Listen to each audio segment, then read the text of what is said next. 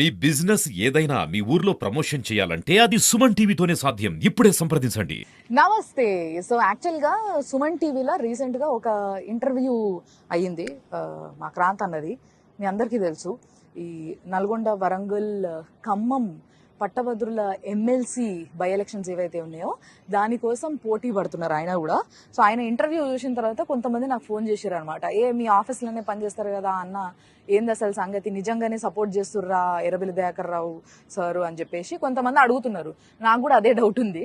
So ఒకసారి నేనే అడుగుదాం, మరి ఇక ఇంత రెగ్యులర్గా కనిపిస్తూ ఉంటారు కదా అని చెప్పేసి నాకు ఒక డౌట్ వచ్చింది. కాబట్టి నేను అట్లీట్ అయ్యేసి క్రాంతనని కలిసి ఆయన ఆపినాయిడా.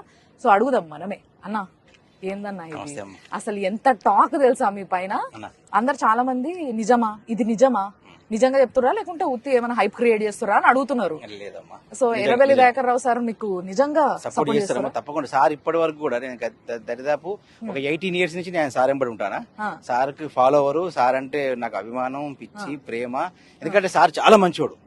అందరూ సార్ను అంటే ఇప్పటి వరకు వచ్చిన వాళ్ళందరూ కూడా సార్ దగ్గరికి వాళ్ళు కుల మత ప్రాంత విభేదం లేకుండా ఎక్కడి నుంచి అయినా, మొన్న ఒక ఆయన చెప్పిండు, ఆయన వాళ్ళ ఆంధ్రోలు అంట, మీ సార్ మస్తు మంచోడబ్బా అంటే, ఎందుకబ్బా అంటే మాకు మై హోమ్ లో జాబ్ కావాలంటే సార్ దగ్గర పోయినాం, మేము ఎవరు అని కూడా అడగలేదు, సార్ రికమెండేషన్ లెటర్ ఇచ్చేసిండు, మా అన్నకి జాబ్ వచ్చింది సార్ అని చెప్పిండు. అంటే అంత నాకు చాలా వరకు కూడా అంటే సార్ యొక్క మెంటాలిటీ నాకు తెలుసు కాబట్టి డెఫినెట్ గా నాకు సపోర్ట్ చేస్తాడు.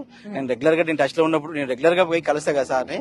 నాకైతే 100% సపోర్ట్ అయితేనే నాకు ప్రగాఢమైన విశ్వాసం ఉంది. ఓకే, బట్ యాక్చువల్ గా సపోర్ట్ సంగతి ఓకే, బట్ ఇంకొకటి ఏంటి అంటే, ఇంకో డౌట్, అక్కడ నుంచి మీరొక్కలే కాదు, అదే కాన్స్టిట్యున్సీస్ నుంచి బేసిక్ గా మన ఏనుగు రాకేష్ రెడ్డి గారు గానీ, లేకపోతే సుందర్రాజ్ యాదవ్ గారు గానీ, లేకపోతే వాసుదేవ్ రెడ్డి గారు గానీ, వీళ్ళు ముగ్గురు కూడా పోటీలు ఉన్నారు. సో మరి వాళ్ళ ముగ్గురుతో పోటీ పడే అంత ఉందంటారా? అంటే ఇప్పుడు ఏనుగు రాకేష్ రెడ్డి అంటే ఆయన కూడా మొన్నటిదాకా ఆయన బీజేపీలో ఉన్నాడు. మా దయాకర్ రావు సార్ ను, కేసీఆర్ గారిని, బీఆర్ఎస్ పార్టీని కూడా ఒక నెక్స్ట్ లెవెల్లో ఆడుకున్నాడు. అంటే ఎన్ని తిట్టాలో అన్ని తిట్టిళ్ళు. సరే అక్కడ బీజేపీలో టికెట్ ఇవ్వలేదని చెప్పేసి రాకేష్ రెడ్డి గారు బీఆర్ఎస్ కి వచ్చిండు. చెప్పలేము, రేపు ఇక్కడ కూడా టికెట్ ఇవ్వకుండా మళ్ళీ రేపు కాంగ్రెస్ పోతారో ఇంకెక్కడికి పోతారో కూడా మనం చెప్పలేం కదా. ఇక వాసుదేవ్ రెడ్డి గారు అంటే, వాసుదేవ్ రెడ్డి గారికి కేసీఆర్ గారు 2 టర్మ్ లో కార్పొరేషన్ చైర్మన్ పదవి ఇచ్చిండు. నేను రేపు వాసుదేవ్ రెడ్డిని అడుగుతా, అన్న 2 సార్లు నువ్వు పదవి తీసుకున్నావు కదా, ఈ ఒక్క అవకాశం నాకు ఏమని చెప్తా. సుందర్రాజ్ సార్ అయితే నా గురువు గారు, నేను సార్ కాలేజీలో చదువుకున్నా, నేనంటే చాలా అభిమానం సార్ కూడా. నేను సార్ కూడా ప్రత్యేకంగా వెళ్లి కలిసిన, అరే క్రాంతి ఒకవేళ పార్టీ నాకు ఇస్తే నేనేం చేయలేనురా, నాకు ఇవ్వకుండా మాత్రం 100% నీకు సపోర్ట్ చేస్తానని చెప్పాను. 100% సపోర్ట్ చేస్తాను. పోటీ పడుతున్న వాళ్ళ సపోర్ట్ 100% ఉందమ్మా. కానీ ఒక విధంగా అయితే నేను అడుగుతా, ఇప్పుడు ఈ ముగ్గురు జనాలకి బాగా తెలిసిన వ్యక్తులు.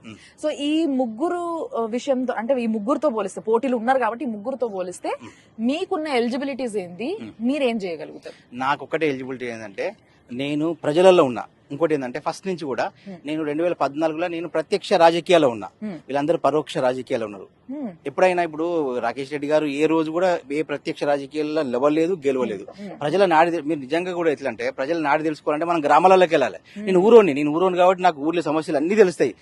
ఊళ్ళో ఎంతమంది చదువుకున్న వాళ్ళు, వాళ్ళ చదువుకున్న వాళ్ళకి జాబులు లేకుండా ఎంత ప్రాబ్లమ్స్ ఉంటాయి. ఇప్పుడున్న పరిస్థితుల్లో మాత్రం కంపల్సరీ చదువుకున్న వాళ్ళకి మాత్రం ఉద్యోగాలు అనేది కంపల్సరీ కావాలి. అది ప్రైవేట్ ఉద్యోగమా, గవర్నమెంట్ ఉద్యోగమా తర్వాత. ఫస్ట్ అయితే ఒక బ్రతుకు తీరు అంటూ ఉండాలి. బ్రతుకు తీరు ఉంటేనే ఈ రోజుల్లో నిజంగా కూడా బయట పెళ్లిళ్ళు కూడా కావట్లేవమ్మా. ఒక్కొక్కరికి 30-35 ఏళ్ళు వచ్చినాయి, వాళ్ళకి పెళ్లిళ్ళు కాకుండా కూడా ఉన్నారు. ఇదంతా కారణం ఏంటంటే నిరుద్యోగ సమస్య మెయిన్ గా. ఆ నిరుద్యోగ సమస్య అంటే నేనేమంటే, ఇప్పుడు మరి మొన్నటిదాకా కేసీఆర్ గవర్నమెంట్ 10 ఏళ్ళు ఉన్నది అంటారు. అంతకంటే ముందు 50 ఏళ్ళు అయితే కాంగ్రెస్ ప్రభుత్వం ఉన్నది, వాళ్ళు ఏమీ లేదు. నేను ఒకటి ఏమంటే, టీఆర్ఎస్ లో ఉన్న బీఆర్ఎస్ లో ఉన్న, కాంగ్రెస్ లో ఉన్న, బీజేపీలో ఉన్న, అక్కడ కొట్లాడేటోడు కావాలి. కేసీఆర్ గారు కూడా నేను ఉద్యోగాలు అయ్యా అని ఆయన ఎప్పుడు అనుకోడు, కానీ దాని గురించి కొట్లాడేటోడు కావాలి. ఆయన దగ్గర పోయి కొట్లాడు. ఎంతసేపు ఇప్పుడు సోకాళ్ళు చెప్పిన నాయకులందరూ కూడా వాళ్ళ సొంత ప్రయోజనాల కొరకు, వ్యక్తిగత ప్రయోజనాల కొరకే పార్టీని కానీ పదవిని కానీ ఉపయోగించుకుంటారు నాకు తెలిసి అయితే. ఎందుకంటే బేసిక్ నేనేం చేస్తా అంటే అన్న, మీరేదైతే చెప్తారో, ఇప్పుడు బీఆర్ఎస్ పార్టీ ఏం చేసింది, 10 ఏళ్ళు ఉంది కదా అనే క్వశ్చన్ వస్తుంది. ఆ క్వశ్చన్ నేను డెఫినెట్లీ అడుగుతా. ఎప్పుడు అని అంటే, ఒకవేళ మీకు ఎమ్మెల్సీ టికెట్ ఇచ్చి మీరు గెలిస్తే ఆ రోజు వచ్చి తప్పకుండా నేను ఆ ప్రశ్న అడుగుతా. బట్ ఇప్పుడు నాకు వచ్చిన ఒక డౌట్ ఏంది అని అంటే, మీరు అన్నారు ఇందాక, నేను ఊరు మనిషిని కాబట్టి అక్కడ ఉన్న ప్రజలకి ఏం సమస్యలు ఉన్నాయి, ఏం కావాలనేది నేను తిరిగి చూసినా నాకు తెలుసు అని. సో మిమ్మల్ని ఒకవేళ మీకు టికెట్ ఇచ్చి మిమ్మల్ని ఒకవేళ గెలిపిస్తే మీరు చేసేది ఏంది ప్రజల కోసం? నేనైతే ప్రజల కోసం ఏం చేస్తాను అంటే ఫస్ట్ ఉన్న ప్రాబ్లమ్స్ కూడా ఏమేమి ఉన్నాయంటే సిఆర్పీలు ఉన్నారు, క్లస్టర్ రిసోర్స్ పర్సన్స్ అని ఉన్నారు. వాళ్ళకు కూడా దాదాపు 15 ఏళ్ల కాడి నుంచి 20 ఏళ్ల కాడి నుంచి వాళ్ళకు ఒక స్కేల్ అనేది లేదు. 20,000 మీ ఇస్తాను.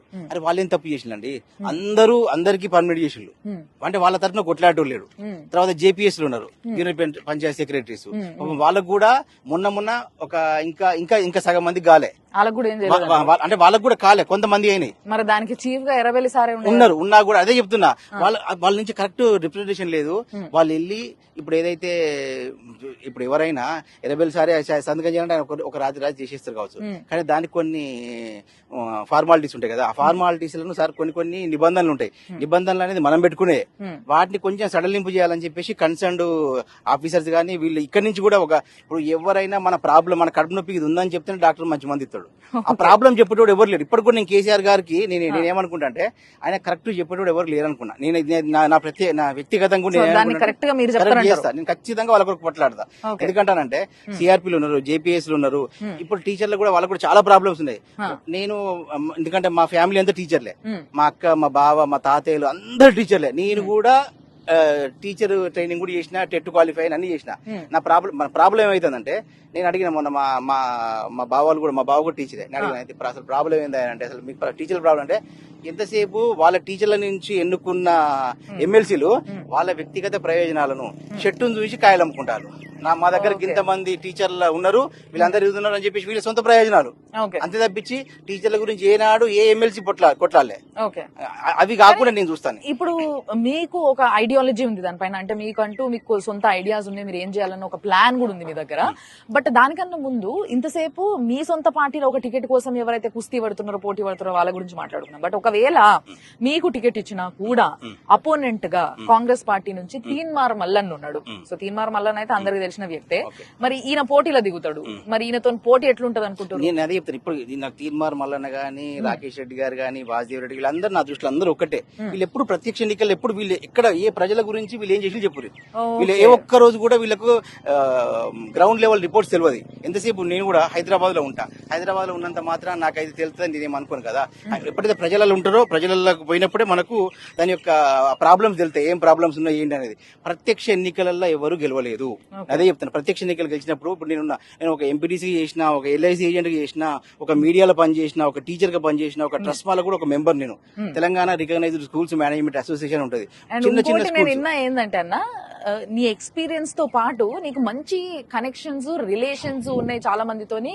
ఒక రియల్ ఎస్టేట్ వ్యాపారితోని చాలా క్లోజ్ ఉంటారు మీరు, వాళ్ళు బాగా హెల్ప్ చేయబోతున్నారు మీకు ఒకవేళ మీరు ఈసారి ఎలక్షన్స్ లో నిలబడబోతే అని చెప్పేసి కొంతమంది మాట్లాడుతుంటే విన్నా నేను. నిజమేనా ఇది? వాస్తవమే.